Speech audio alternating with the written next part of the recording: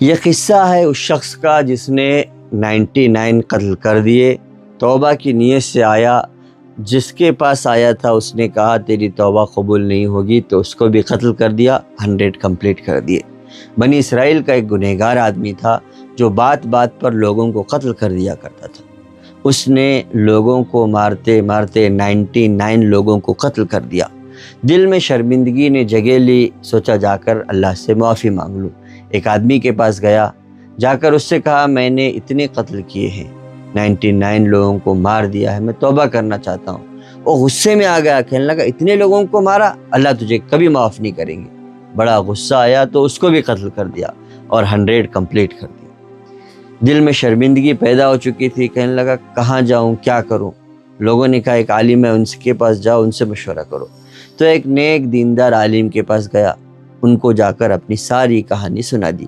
وہ کہنے لگے دیکھو، سب سے پہلے تو یہ کہ تم نے یہاں گناہ کیا ہے، اپنی گناہ کی سرزمین کو چھوڑ کر نیک لوگوں کی طرف جاؤ، فلاں بستی میں جاؤ، وہاں نیک لوگ رہتے ہیں، اللہ سے توبہ کرو، نیک لوگوں کے ساتھ نیک زندگی گزارو، اللہ تمہیں معاف کر دیں گے۔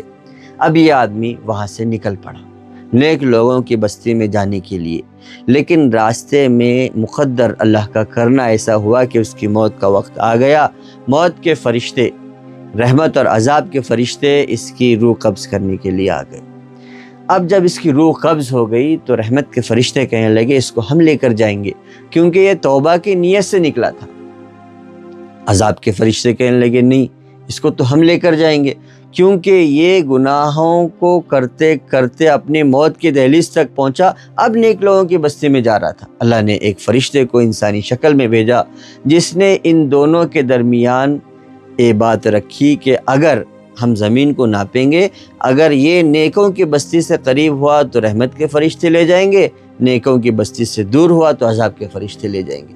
اور اللہ نے اس زمین کے فاصلے کو کم کر دیا جو اس کے اور نیک لوگوں کے درمیان تھا، چنانچہ اس کی روح کو رحمت کے فرشتے لے کر گئے۔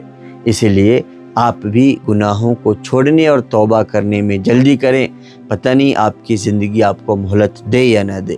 آج ہی اپنے گناہوں کا محاسبہ کریں، اللہ سے معافی مانگیں، نیک بندوں میں شامل ہو جائیں۔